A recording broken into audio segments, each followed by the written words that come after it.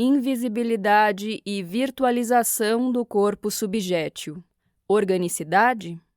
É nessa zona intensiva, zona de turbulência incorpórea, zona de instabilidade, creio eu, que o estado cênico e o corpo subjétil encontram sua força poética e revolucionária. Na verdade, a própria atuação e o corpo subjétil, em seu caráter formal, mergulham dentro dessa zona. É nessa zona incorpórea, virtual, não presente, invisível, mas real, imanente e perceptível, que o corpo subjétil se conecta com o outro ator e com o público. Enquanto ator, enquanto o corpo subjétil, nessa zona, posso dizer que sou eu e não sou eu ao mesmo tempo. Não mais euzinhos sobrepairantes. Nota de rodapé. Ler trecho da carta de Luiz Orlandi no primeiro texto deste trabalho. Fim da nota de rodapé. Retomando. Não mais euzinhos sobrepairantes, de lume através de todos os elementos formais, técnicos, virtuais, corpóreos e físicos, em uma virtualização que me lança junto com o espectador em um outro tempo e um outro espaço, um espaço de possibilidades, um espaço de desejo, de contato, de jogo. Um plano de composição e consistência que se gera, se recria a todo instante através de mim, enquanto corpo subjétil, e que modifica esse mesmo corpo subjétil também a todo instante. Aqui o corpo subjétil finalmente encontra sua completude e multiplicidade. A zona de turbulência é um plano de contágio, de acontecimento, de esseidade, não mais ator nem espectador, mas algo que se passa entre os dois. Um jogo dinâmico de potência, de vida e criação. Assim, uma ação não vive em si, nem no ator, nem na imaginação do espectador, nem no suporte romântico de uma personagem fixa e imutável, mas habita na intersecção, um ponto indiscernível, virtual, porém real, entre um corpo subjétil e um espectador. Ela vibra no ponto entre. Citação. Eu esqueci, e era a apagada lamparina. Seu Anísio não se lembra mais, dele tampouco se lembram os outros. Mas seu Anísio ainda pode ser lembrado, por exemplo, através de meu corpo em ação, que atualiza suas ações e faz vibrar algo das vibrações por mim captadas de seu Anísio. Essa vibração pode encontrar intersecções intensivas com o espectador e despertar sua memória de outras vibrações, de maneira involuntária. Isto porque, ao assistir seu Anísio, o espectador não força sua memória de seu passado pontual, mas ele simplesmente recebe flashes de atualizações descontínuas de lembranças, de vibrações, que podem levá-lo a localizações do passado determinado, a casa do avô, por exemplo, ou a sensações de um passado não datado, não reconhecível ou codificado. Levam ao encontro. Hirson, 2003, página 193. Despertar a memória, não lembranças reprimidas, mas memória ontológica liberando uma potência de vida de uma força quase infinita, pois se numa simples célula se verifica uma máquina de poder autopoético, qual seria a força de uma máquina poética que se autogera através e por entre tantos seres humanos em contato e em turbulência? O corpo subjétil nessa zona não é somente uma ação, nem somente um corpo, muito menos uma personagem. Ele é um estado entre todos os elementos que o compõem. Um entre ator e espectador, um entre não pontualizável, não localizável, apenas um entre de partículas em velocidades infinitas que se cruzam e entrecruzam, zona de devir, de potência, de contágio, de aliança. Zona total de contaminação de peste. Sim, peste. E como Artaud sonhou, gritou e berrou com isso de uma forma aparentemente solitária. Essa zona de turbulência intensiva É uma zona de potência proporcionada pela imanência atual e virtual do corpo em arte como corpo subjétil. Gera um acontecimento infinito na própria finitude do corpo, ampliando-o a possibilidades múltiplas. A vida pela vida, o homem pelos homens em aliança, os corpos pelos corpos em contaminação, todos em sua simples pequenez, infinita finitude, sem qualquer além, aquém, mas com um absoluto poder de criação, de autocriação, de revolução em si. Potência, potência, potência, gritava Nietzsche. Uma zona de forças em relação, poder de afetar e de ser afetado, gerando maior poder-força de ampliação de ação, verificando a possibilidade de linha de fuga e de reconstrução e de renovação de novas possibilidades de vida. Poder usado em seu caráter de força útil, na dobra dele, mesmo no corpo cotidiano e seu transbordamento no corpo subjétil. Alegria, alegria. Ecoa ao longe a voz de Spinoza.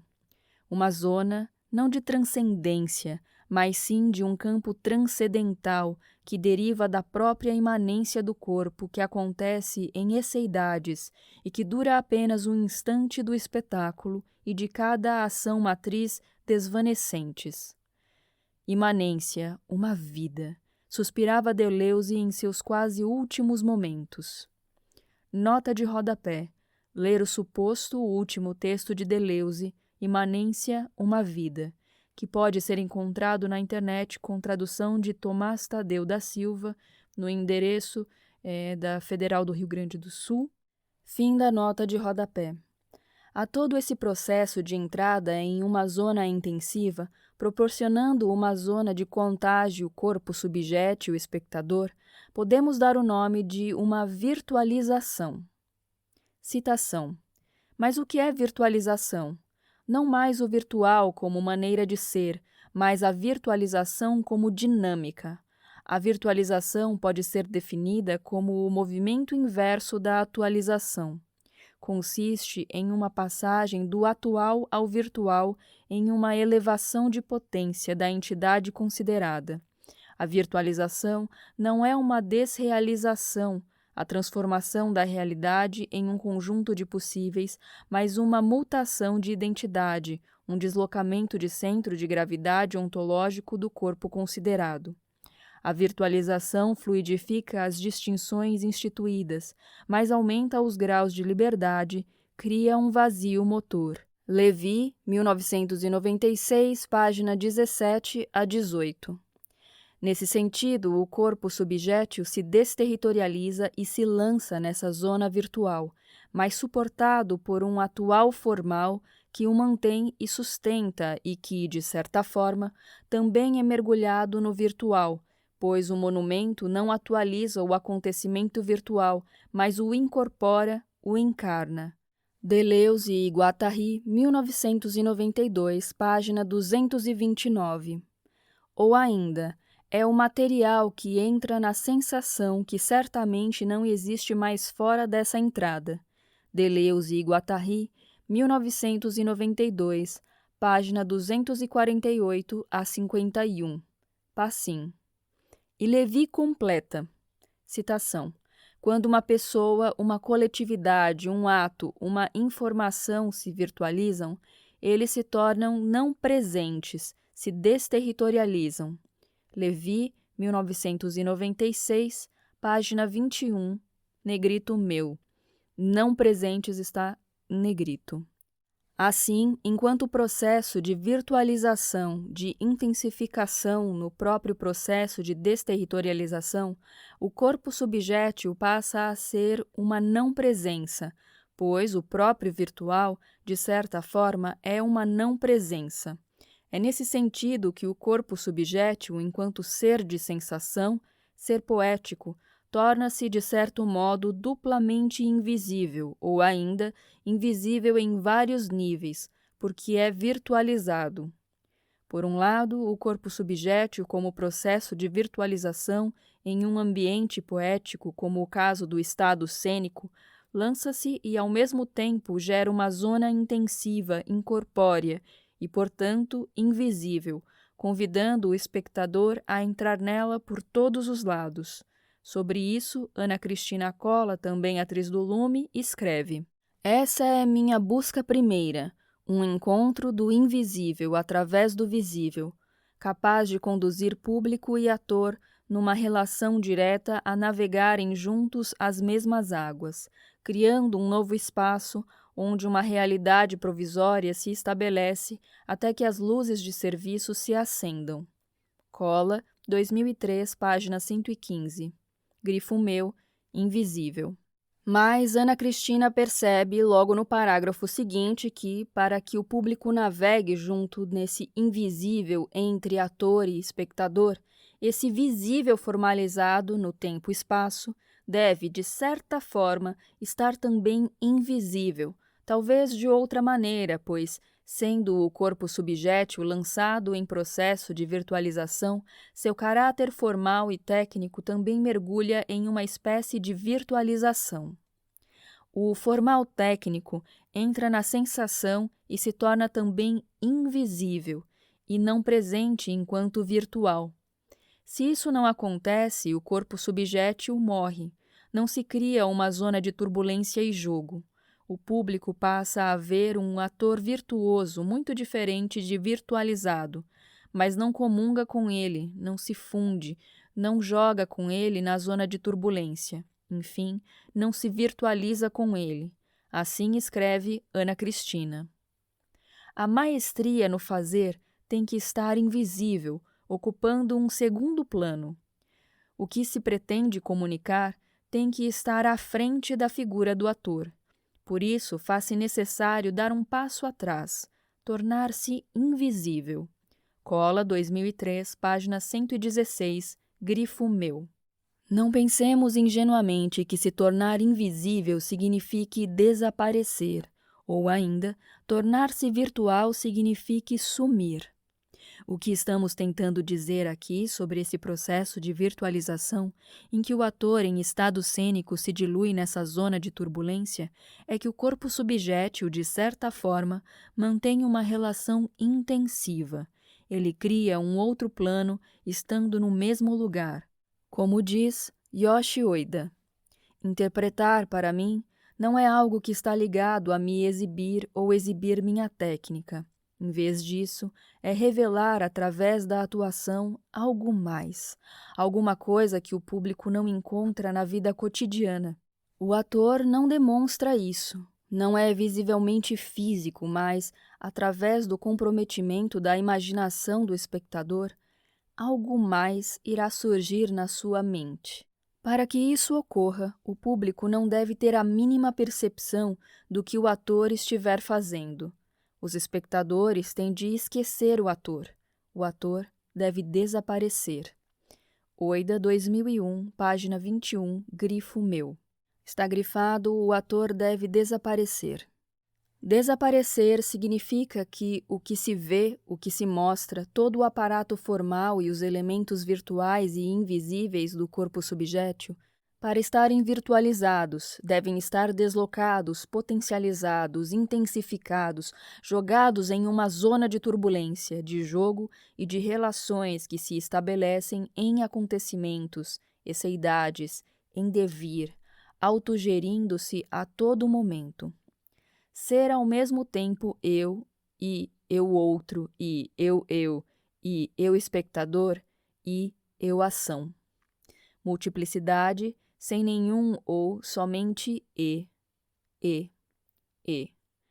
Pois não são nem os elementos nem os conjuntos que definem uma multiplicidade.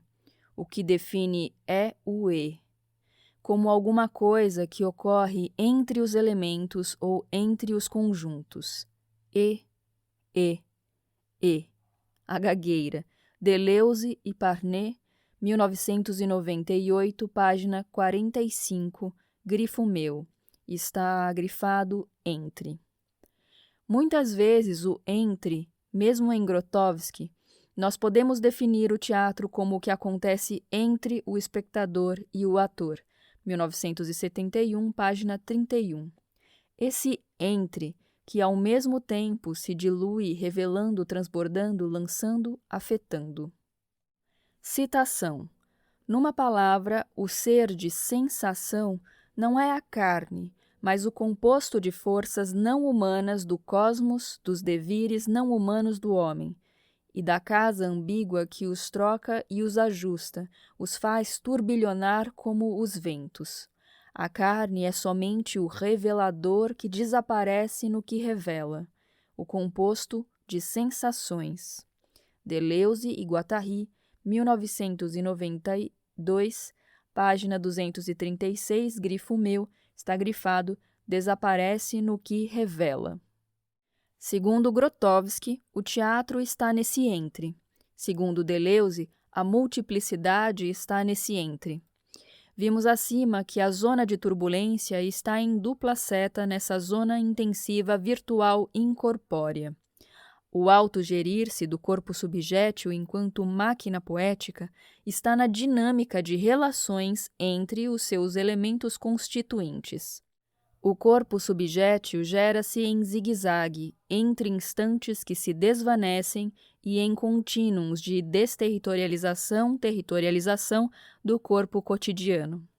Não saberíamos localizar esse entre, pois ele é indiscernível.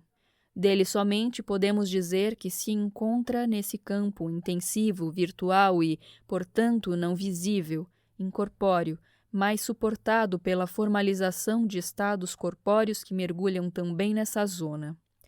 Mas, mesmo indiscernível, esse campo virtual invisível em devir, zona de contágio, turbulência e jogo, está bastante presente no estado cênico e no corpo subjétil.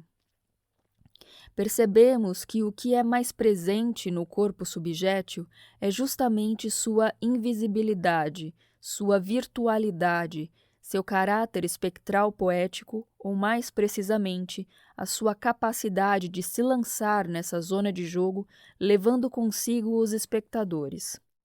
Paradoxo. O que realiza então a presença de um ator, um corpo subjétil presente, é a sua própria não presença enquanto virtualização, na qual ele é lançado e lança. Quando um ator se faz presente, significa que ele está se lançando ao mesmo tempo em que lança os espectadores em um território virtualizado, um território no qual sua técnica formalizada e sua mecânica corpórea estará invisível.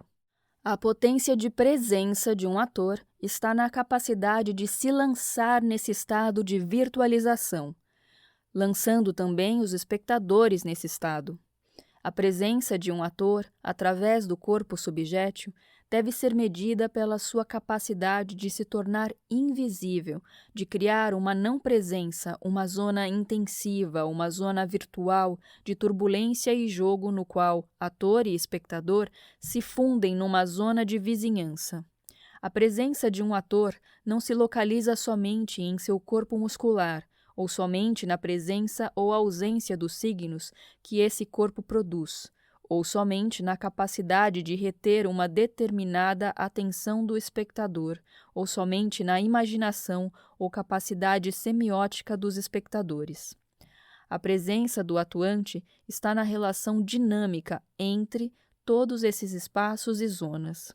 A presença de um ator não é produção, mas improdução, diluição, capacidade que esse corpo possui em se lançar, ele mesmo e os espectadores em zonas de contágio e turbulência, criando e gerando a presença dessa zona virtual e intensiva. Presença de um corpo subjétil é a capacidade de sua virtualização e, portanto, em última instância e paradoxalmente, a presença igual capacidade de não presença. Mas, voltando quase ao início de tudo, o que é, então, organicidade do ator? Sob um olhar de formador, discutimos e refletimos sobre o corpo cotidiano e o corpo subjétil. Sob um olhar de ator, discorremos e refletimos sobre tipos específicos de treinamentos, punctums, trabalhos pré-expressivos, zonas de turbulência, presença, virtualização. mas não discorremos especificamente sobre a organicidade no trabalho do ator. Por quê? Porque, na verdade, falamos sobre ela o tempo todo. A organicidade do ator é um virtual que abrange todos esses elementos. A organicidade, enquanto gluon, pulsa através e por entre toda a maquinaria da dinâmica das relações em contínuo do corpo subjétil. Dizer que um corpo atoral é orgânico é o mesmo que dizer que um corpo subjétil ou ainda que um ator é vivo. A organicidade é capaz de relacionar em dinâmica de todos os elementos virtuais e atuais que constituem esse corpo subjétil. É o elemento que coloca a máquina poética de jogo em movimento. Portanto, não pode ser pensada de modo pontual e definida, e daí vem sua dificuldade de conceituação. Pensar organicidade é pensar ao mesmo tempo em corpo, punctums, zona de turbulência, campos intensivos, zona de contágio ator-espectador, tudo isso numa dinâmica de relações em completa autogestão. A organicidade não se realiza por qualquer um dos elementos, mas a ausência de qualquer elemento faz que a organicidade não exista. Nesse sentido, é que organicidade é vida do ator, vida do corpo subjétil. Já dissemos que um elemento vível se realiza em termos biológicos por ser uma máquina autopoética de autogestão circular de seus elementos. O mesmo é a vida do ator, enquanto máquina poética, corpo subjétil, vida entre corpórea e incorpórea, orgânica e inorgânica do ator. A organicidade é a aderência dos elementos, o gluon, uma força que os recria a cada instante. A organicidade é uma força que faz circular essas multiplicidades. Ela não se pontua, mora nas reticências. Iniciei dizendo que acreditava que é quase impossível ensinar na prática um ator a ser orgânico. Ensinar um ator a ser orgânico seria o mesmo que ensinar a gerar vida em algo inanimado. Seria ensinar a potência de criação. Isso não se ensina, mas vimos que cada corpo cotidiano possui essa potência, essa capacidade de criação. E então podemos, enquanto atores, forçá-la, trabalhá-la, instigá-la, expandi-la, buscar descobrir dentro de um plano singular como movimentá-la, como lançá-la em moto contínuo. E para isso devemos criar um espaço de desejo, criar um querer, não um querer simples da vontade, mas um querer além vontade, um querer-desejo ao mesmo tempo telúrico e divino que possa acenar para novas possibilidades de existência. Função da arte: gerar potência de vida. Deveria ser esse o desejo do ator em relação ao público. Mediante seu trabalho, convidar o espectador não somente para fruir o espetáculo, mas a criar com ele faíscas de vida e de respiro dentro dos próprios estratos e agenciamentos comuns à vida cotidiana, pois a organicidade é vida orgânica e inorgânica, potência de linha de fuga em arte. Essa é a base do corpo subjétil que foi o fundamento para a criação do espetáculo Café com Queijo. Agora sim poderemos falar do processo de sua construção e das particularidades de trabalho referentes ao processo de mímese corpórea dentro do lume, tendo em mente esse ator com essa conduta de trabalho e com toda essa base técnica. E a partir de agora, os olhares se misturam.